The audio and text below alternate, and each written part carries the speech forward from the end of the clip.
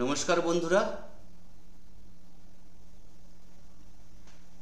আমি গোপাল আপনাদের সবাইকে স্বাগত জানাচ্ছি MK trading and academy for the stock মার্কেটের official YouTube channel MK trading Belda.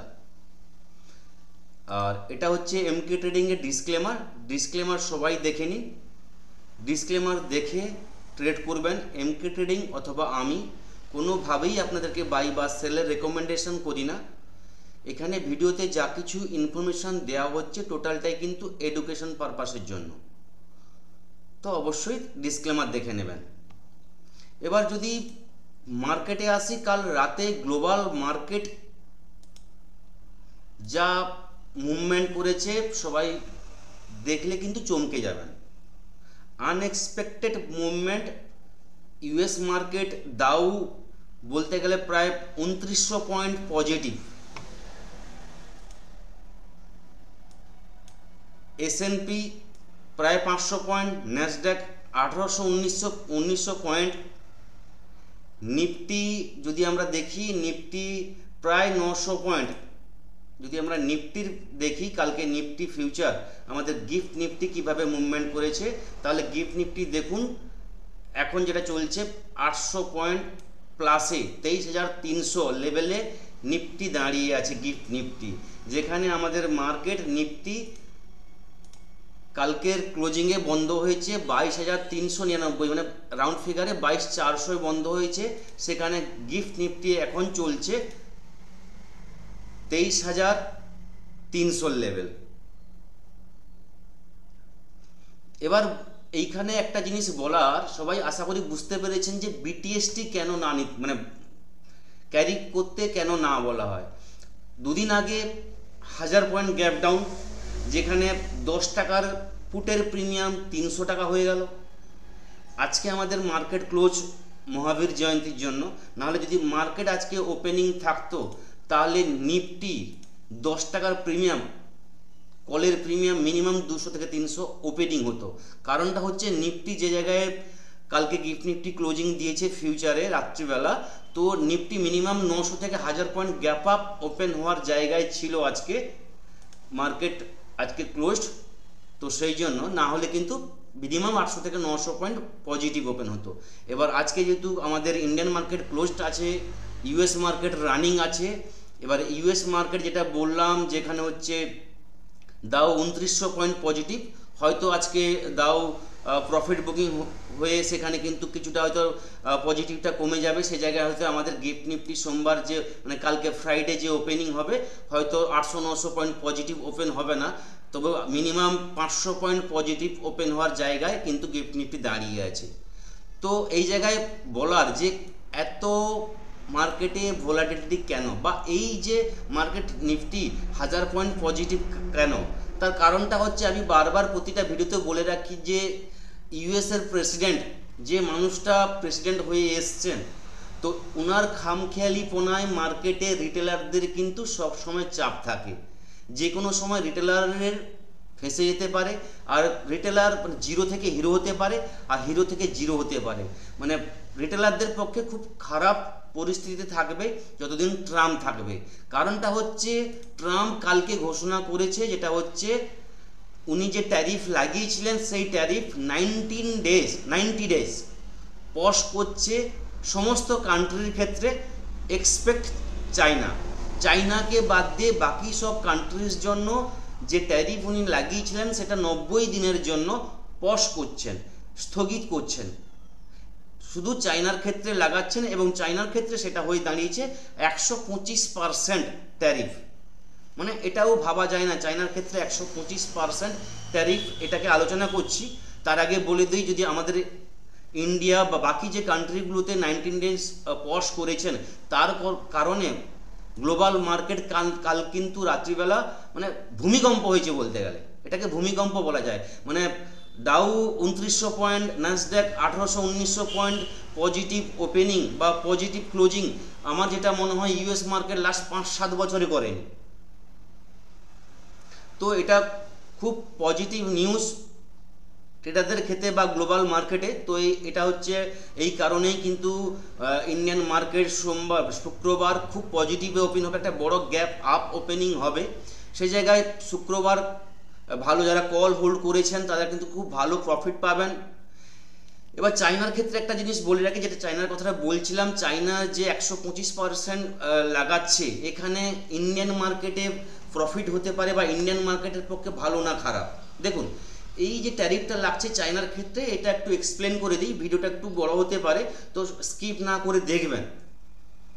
China ধরুন ইউএস প্রথমে লাগিয়েছিল 34% ট্যারিফ কি 50% ট্যারিফ, তারপর কি হলো চায়না সেটাকে মানলো না। চায়না কি করলো, ইউএস এর প্রোডাক্টের উপর সে কি করলো আবার 34% লাগালো। 84% ট্যারিফ ছিল, যখন চায়না লাগিয়ে দিল ঘুরে ট্রাম্প কি করলো সে আবার ট্যারিফ লাগালো। এই ট্যারিফটা এখন দাঁড়িয়েছে 125%। তার মানে হচ্ছে যদি চায়না ইউএস থেকে কোনো প্রোডাক্ট ইম্পোর্ট করে, ধরুন সাপোজ চায়না ইউএস থেকে কোনো জিনিস মাঙ্গিয়ে বিক্রি করছে, চায়নাতে যদি বিক্রি করতে চায় এবং ওই প্রোডাক্টে যদি অ্যাকচুয়াল রেট হয় 100 টাকা, তো চায়না মার্কেটে ওই রেটটার দাম হবে 225 টাকা। কারণ হচ্ছে 125% উনি ট্যারিফ বাড়িয়েছেন, তো 100 টাকা জিনিসটা 225 টাকায় বিক্রি হবে চায়নাতে। তো এটা চায়নার পক্ষে খুব খারাপ নিউজ, সঙ্গে চায়না মার্কেটের পক্ষে খুব খারাপ নিউজ। অবশ্যই ভালো ইন্ডিয়ান মার্কেটে, কারণ হচ্ছে চায়না মার্কেটে যারা ইনভেস্ট করছেন, বড় বড় কোম্পানি যারা চায়নাতে ব্যবসা করতে গেছেন, তারা তো প্রফিট খুঁজবেন।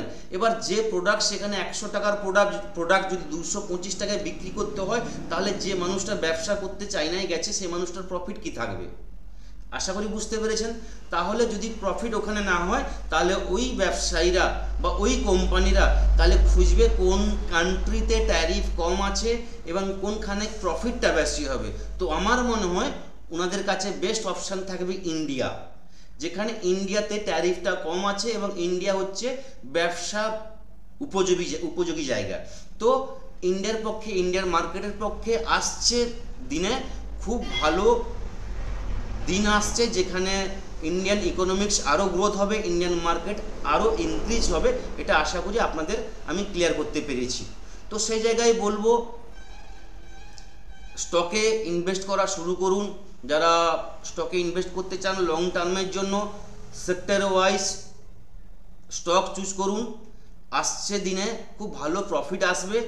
এই নিউজ আমাদের মার্কেটকে কিছুদিনের মধ্যে একটা হাই লেভেলে বা উচ্চ জায়গায় নিয়ে যাবে, যেটা আমার মনে হচ্ছে। তো বর্তমান নিফটি যে জায়গায় দাঁড়িয়ে আছে, আমার মনে হয় আসছে 1-2 মাসের মধ্যে নিফটি আমার মনে হয় 24,800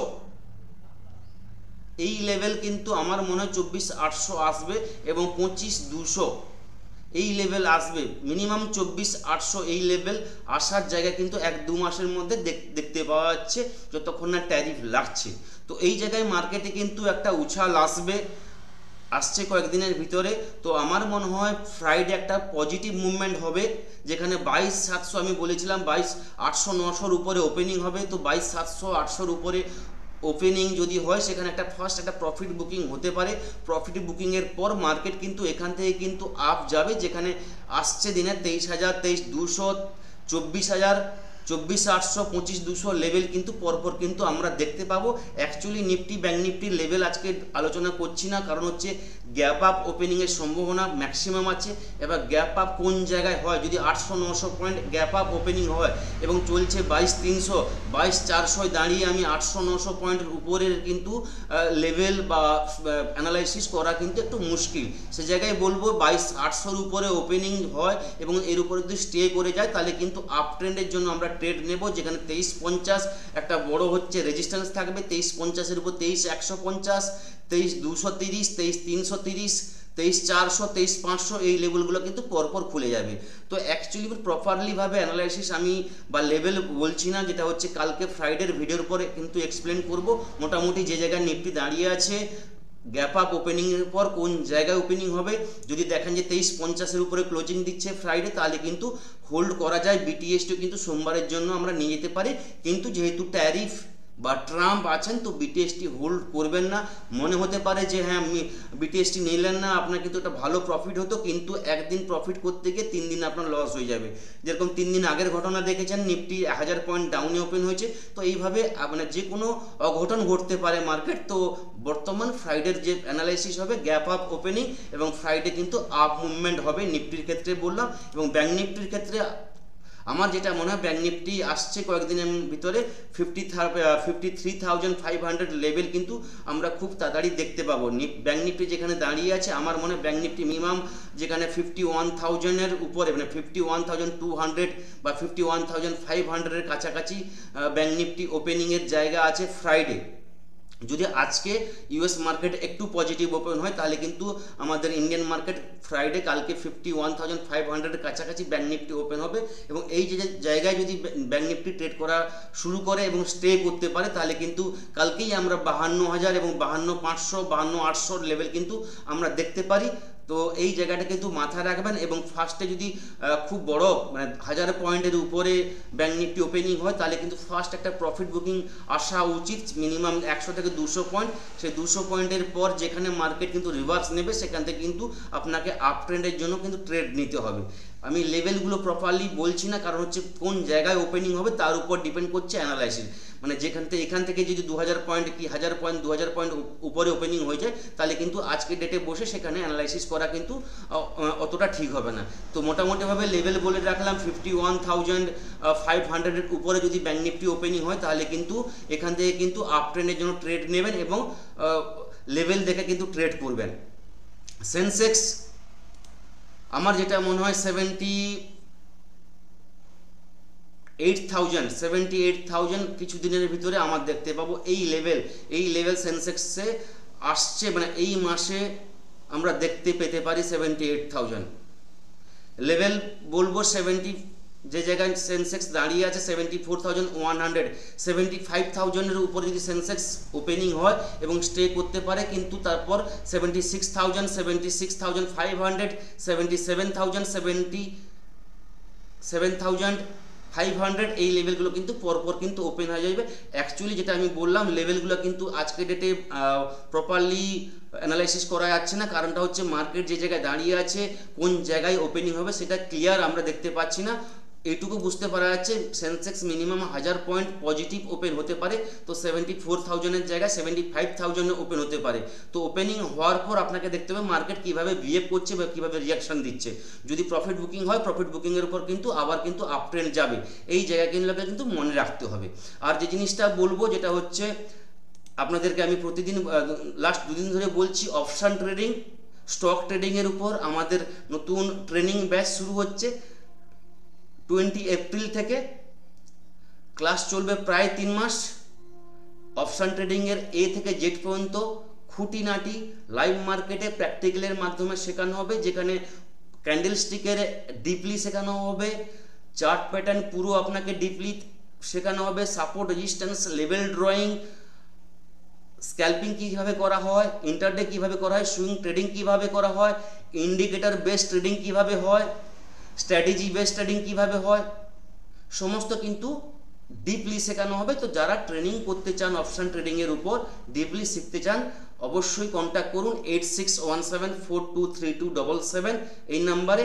এই নাম্বার আমার ডেসক্রিপশান বক্সেও থাকবে, সেখান থেকে নিয়ে আপনার হোয়াটসঅ্যাপও করতে পারেন, কলও করে নিতে পারেন। এটা হচ্ছে এটা ডিসকাউন্ট চলছে এই ব্যাচে।